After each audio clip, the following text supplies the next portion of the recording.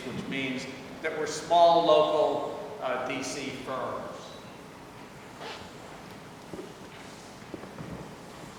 Why don't you talk about the vision for this project? Right. Thank you very much. One of the things that we took a hard look at, and we spent a lot of time in the community planning the City Market Road project, and obviously we heard from a number of groups, but this is the first of many discussions. But our partners, Bernstein Management, Dante Partners, ourselves, our architects, Schwab Brothers and Associates, spent many years working on City Market Road. And just so you know, we have one more building we're building there. There'll be 5 towers in complete. So the 9th Street expression is going to be changing. We're going to have a lot of activity on 9th Street, and we're going to have 143 units. The thought of 8-0 was important to us because when we were spending time with the community and also with the Office of Planning, one of the things that's critical is that O Street acts as a hinge for the retail activity, connecting the 7th Street retail corridor to the 9th Street corridor to the south. So it's very important, and it's a very important moment. So we put all our retail, most of our retail energy on O Street. Our residential energy is on P Street.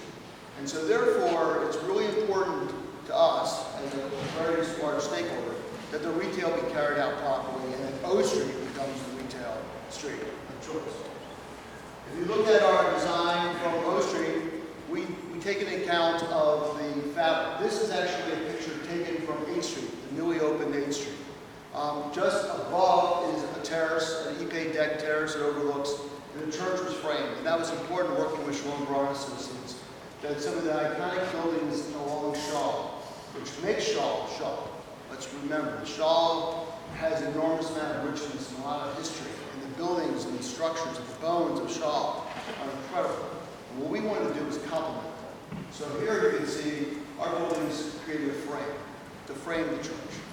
And as I understand, one of the more important structures that was built in the Lincoln years. So what we did is we looked at a collection of buildings. This actually looks like 3 buildings, and it's only 70,000 square feet, 71 units. We tapered down to actually townhouses. So we have a townhouse expression. These are all very thin European-style brick. If you looked at O Street, you saw we used a Norman-style brick that was iron spot in some portion. We had 5 different designers, and Schwab Brothers architect shop to design each building. So we're looking at a collection of buildings as opposed to one large project. And this was very important to us that the scale of this project become a collection of smaller buildings. We believe that there are enough big buildings. We don't want this to be NOMA. We don't want this to be Columbia Heights. We want this to be Shaw. And Shaw is a collection of smaller scale brownstone buildings that we feel relate well to the community. This is a shot from our O Street market where Giant Food is to the new building along O Street. One of the other things that we're doing is this condo, home ownership, we're going to allow these residents to opt into the amenities at O Street. And I have a little image to show you what that looks like. But we have over-the-top amenities, so the residents from this building can actually opt in so they aren't burdened with the condo fees, which allows us to do more affordable housing through home ownership, which is difficult under the IC program to get home ownership to work. I see Bua in the background. Bua is our mastermind behind figuring out how to squeeze additional units out in the Hodge. We promised 72, we delivered 90. So we expect to do the same here. As you can see, before to the left, after to the right, and what the relationship is. Again, it's hard to see the scale, but the brick is elegant. It has a variation of colors, so there's a texture to it, there's a richness to it. If you go through the neighborhood, you see some of that already in the fabric of the community. By using different materiality and glass structures and using real glass that's floor-to-ceiling expressions, we get much stronger units and much better play in light. The other thing that's important is the alley. Shaw has these great alleys. We didn't want to just mush it up with a bunch of services. We didn't want to close it. We wanted to be open to the sky. We wanted to have activity and energy. So it was really important for us to actually put texture to it and actually create but different, have its own personality. And as you can see, we're continuing some of the ground plane that we've already done at O Street. And our rooftop, City Market O is a LEED Silver project as an entirety. We have a central plant on the east block, which is above the Giant. That was a $4 million investment we made to free up our roofs, also to be enormously efficient. That allows us to tie in this building with that central plant, which is unheard of. It allows us to be much more efficient, which means it brings down the utility costs to the resident by as much as 35%.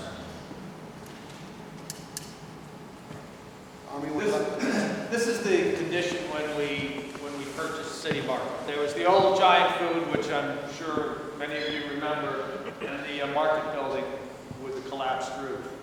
And when we came along, we had a grand vision of improving this condition. For example, the whole block of 9th Street, as you may remember, was loading docks. It was the back of the Giant store. And when we went out into the community with the Office of Planning, when they were doing their small area plan, we kept hearing over and over again how people hated the trucks on 9th Street, how awful that was. So we put all of that 2 levels below grade. All of our loading is downstairs, the trash is downstairs, and it's because we listened, we heard what the community said. You know, we had a market building that was collapsed, and everybody said, you know, that's our iconic symbol of Shaw. We would like to see that renovated. We'd like to see it restored. So we created a structure that exactly matches what the original 1880s plan was. A little stronger though this time. And we restored it. This is a rendering that we showed the public in a meeting very much like this. This is what we promised. We said we're going to build this wonderful project. And that's a photograph. Let's go back. Look at the rendering. And then look at the photograph. Our trees are good bigger. But the point is, you can promise a lot of things. And we're very, very, very careful not to promise things that we can't deliver. When we promise something, we deliver. And I think the Hodge is one of the best examples. I know there's a lot of interest in affordable housing. When we went to public meetings, people would ask questions about affordable housing. I couldn't help but notice that the people who asked the questions about affordable housing were not the new residents. They were the residents who'd been here 30 years. Most of them were a little older. And so we thought, how can we build affordable housing that will be targeted to the Shaw neighborhood, targeted to the people who are concerned, targeted to the people who may live in a Section 8 building that's at the end of its 30-year contract. So we came up with the idea of building a building that qualifies for vouchers. So what does that mean? That means if somebody lived at Kelsey Gardens, for example, which got torn down at the end of its 30-year contract, they get a voucher. They could take that voucher to this building, which I would argue is the best affordable housing building in the city now. They could take it to that building and they pay 30% of their income because it qualifies under the HUD program. So we promised the city and we promised the community that we would build at least 72 units of affordable housing. Well, guess what? We had a genius come along, Bua, figured out how to do some creative financing, and we built 90 units. And today, they're all but 14 are leased. And there's a number of people in that building that are Shaw residents, some of who had to leave Shaw years ago and are now coming back. And the income levels in that building, the amount of rents that people pay, are no higher than what can be afforded by someone at 60% of the area median income and go way, way down from there. So it was very successful. We were very, very happy we were able to do that. People asked about jobs. And we promised, well, we'll do the best we can to hire residents, city residents.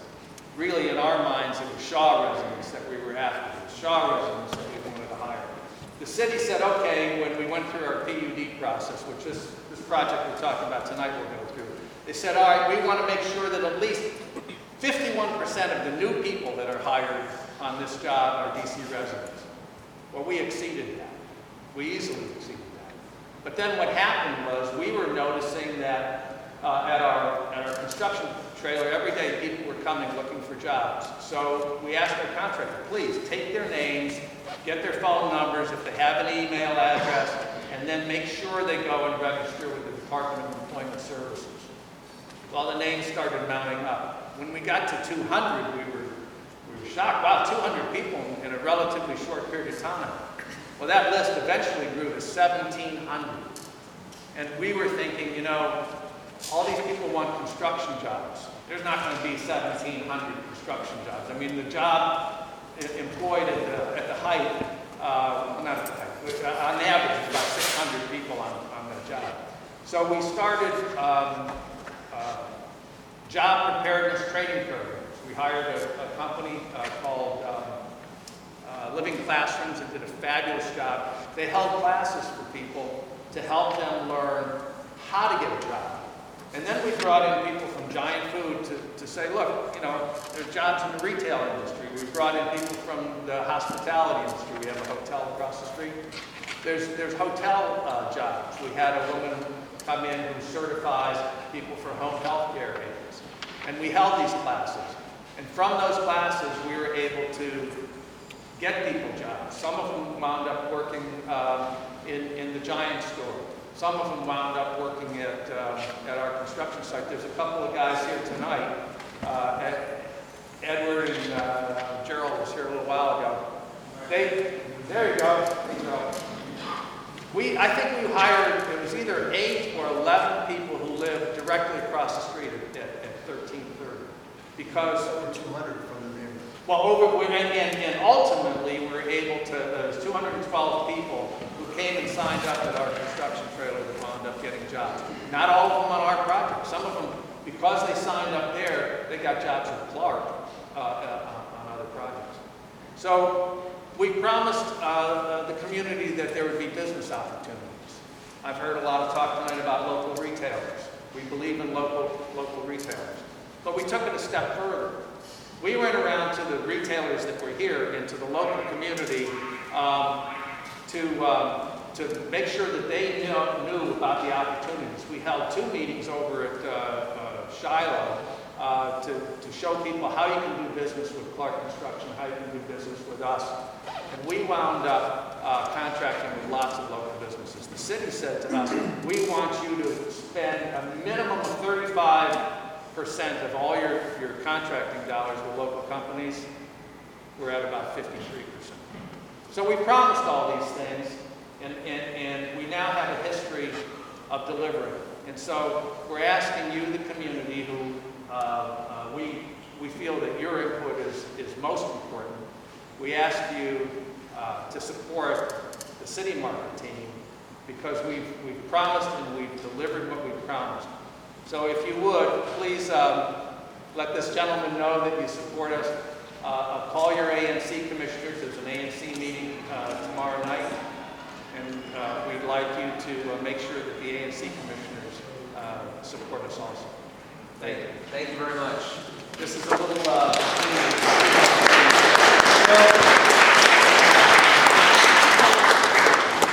So if there's any questions specific to this team, we'll do that, and then I would invite one representative from each team to come back up. There was mention of the retail plan for those streets. Do you guys have any specific ideas of what you want to do along those? We do. We have a number of retailers that we haven't been able to accommodate at City Market that are unique.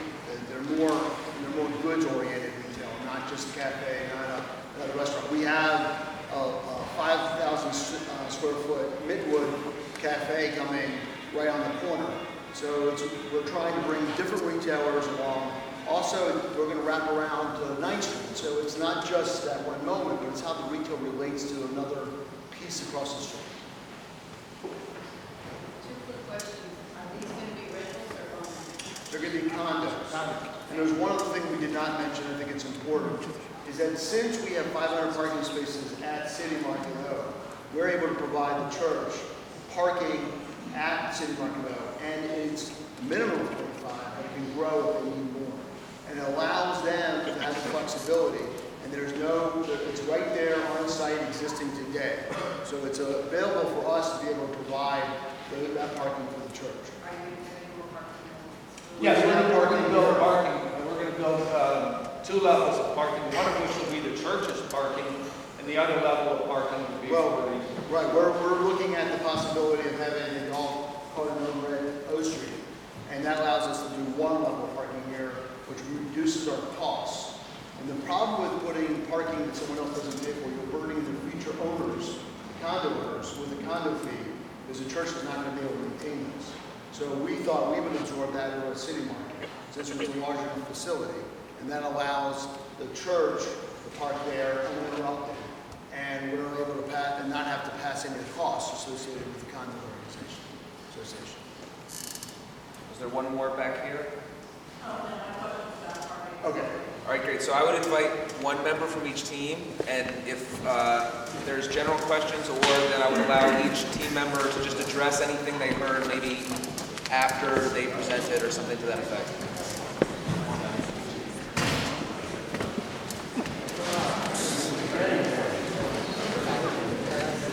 Good, how are you? So maybe, yeah, we'll just start with any general questions about the site, the project. It doesn't matter to me. Go ahead. What's the timing on awarding the proposals? So I guess I can address that. As you know, this process has already been ongoing. It was, I think, March that these were submitted. We've been going through the vetting and the due diligence in this. We are targeting approximately another month to allow for a best and final offer process and to allow for input from individuals and organizations in the community. I can, post specifics on our website as well as try to get out, to those people who have been in touch with me, specific actual dates, but that's the plan. On the timeline question, for each of the developers, if you're selected, can you give us an idea of how long the construction project will take? We want to get it in the ground as quickly as possible. We're not using any sort of creative financing. It's going to be a self-financed project, and our goal with that is because we want to basically break ground and get the project constructed. You're looking at about 15 months of construction time, and then whatever the PUD process is going to basically entail is going to entail. So for us, the PUD process is the first step in getting the input from the community. Everybody's going to have to go through the PUD and HPRB process. That's probably going to be about 9 months to a year. And then during that period of time, we would actually begin work with our CDs, all our construction documents. We would be constructing, we think the duration of construction is probably about 13 months because we're probably going down 1 level. So that shortens our timeline to get back up and get to grade and start building. We have extensive track record in the district for taking very complex PUD processes and getting them done in a very short time, and it's a very complex process. The last PUD we've done in East River that involved one of the Walmarts in the city, we finished the PUD in 7 months. So Richard is right on. It take about 7 to 9 months PUD process. During that process, we work extensively with the community to continue to develop the design, and then about 15-month construction duration. And we are committed to working with the church during that process on the interim parking solution. We've identified some places that we can accommodate for during construction. Oh, I think our project's going to take a little bit longer. We've timed figure about 18 months for construction because we've got 2 full levels, so it's a little bit larger excavation. It's a concrete project. So. I live in the third house down on 8th Street, and I was very concerned about the design that takes up that whole block, including the Shiloh Church, because it's like this huge behemoth horseshoe that overlooks my backyard. In fact, it looks like a casino, and it completely destroys the neighborhood feel of the neighborhood. I mean, completely destroys the value of my property and the livability of my property, as opposed to the first one that we heard. I mean, I'm shocked that you would create a horseshoe that's internal to the building so that the external is like a little fortress. And all these thousands of people would be looking down in my backyard and into my windows of my 2-story building. Understood. Right next door. How does that comport with the council's stated goal of keeping neighborhoods neighborhoods? I don't think that a 10-foot break between, or for the alley, would create. I'm talking about the 9 stories that will look into my backyard. Everybody's project was 9 stories. It doesn't, they don't have windows that look, They all do. a wall of windows that rely on my air rights to look down into my backyard to create the light. We wouldn't rely on anybody's air rights, and I think that it's fair to say that all of the projects had windows looking down onto the south. Do you think that your project really keeps the neighborhood a neighborhood? I can tell you that it doesn't. I think that our project would add to the fabric of the neighborhood. Thank you. Yes, one of the developers mentioned Noah. Noah's got some amazing, fantastic architecture. And I realized that, City Market was done over a long period of time. It took a lot of hard work to do a lot of amazing things with it. We have way too many boxes going up in Shaw. There's one down the street on M Street that's been slightly eyesore. I mean, we need something that's beautiful here. This neighborhood deserves beautiful, fantastic looking architecture. For the pedestrians walking down the street to say, wow, that's fantastic. I'm no architect, but I studied architecture at Cal Berkeley, and 20 years ago they had amazing things for public housing that, I think you guys can reach a little higher.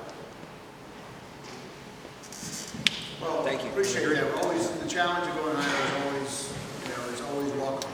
And, we're very proud of City Market's field along 8th Street and how we incorporate the historic building in with different materiality.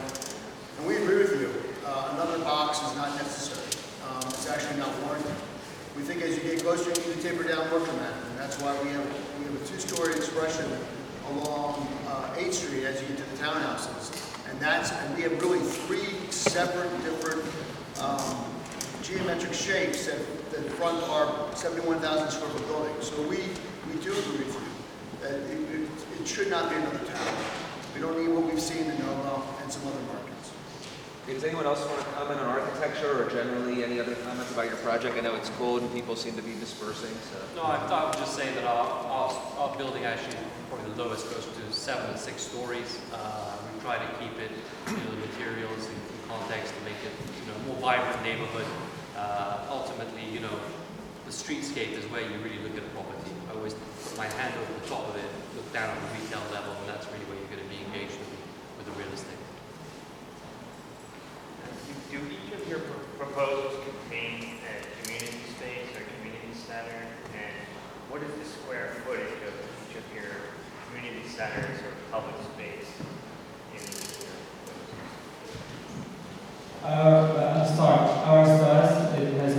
It seats about 100 people, it's about 1,500 square feet. Our project does not. Our project does not. We want to reserve everything that's on 8th Street. We want it to be residential. So we wanted to relate to the townhouses and next to it, to the walk-in units, similar to what's already there. And on O Street, we want it to be retail. We don't want a blank area that interrupts the vibrancy. Retail doesn't work when you interrupt it. It only works when there's a connectivity tissue to it. All great retail streets are about 75 to 90 feet fascia to fascia. And we have a unique opportunity in Shaw to continue that. He says everything I want to say, but much better. I'll piggyback. But you've got that accent. It We've got 3,500 square feet of community space in our project, and it's on the corner closest, on the 8th Street edge, closest down this way, or to the south. The 2 projects with community space or community centers, are they enclosed or are they open? We have a very interesting idea where we're setting up our community space like retail. I 100% agree with Richard, and he's right, we have a very similar concept. We are focusing our retail on Wall Street and making that our retail street in order to talk to what Richard has done across the street. And so we're building our community space on close to the residential lobby and our ability to open it up so you can have activities that talk to what we call the community porch, which allows events from the community to take place. We're working with Cultural DC to curate some arts for that community space, and we will work with on the outside, and that space will be used for the church as well. Ours is it. Are all the projects LEED certified? ours will be. Most of our work has been top notch. We built the first green area in the country in Baltimore and store building on the power. We're committed the minimum and at least of that. The fact is, the Green Building Act, the requirements from the PUD, we're all going to be in that certified point level. So in different variations of grade, so some will be LEED silver, some will be LEED, some will be gold, but you're going to be in that. You're going to be in that. Great, well, if there's none else, I thank everyone very much for coming out. I gave my information if you want to reach out, as they all indicated. Yeah, well, okay, go ahead.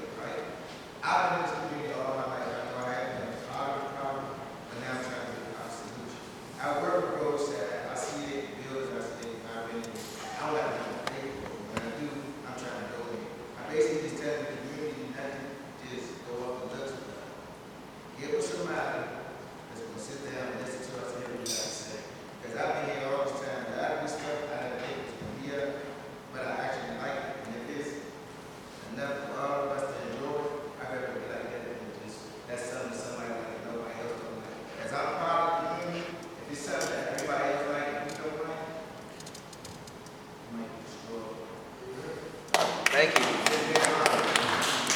And everybody is welcome, individuals and organizations, to provide their input, their thoughts, and their priorities to us. And as the gentlemen have indicated, this will be a long community process, and there'll be lots of opportunities. So with that, thank you very much. We've left the pamphlet with our presentation of the outside. Finally, if anyone would be so kind as to stack the chairs along the sides of the rooms, I'd be very grateful. Thank you.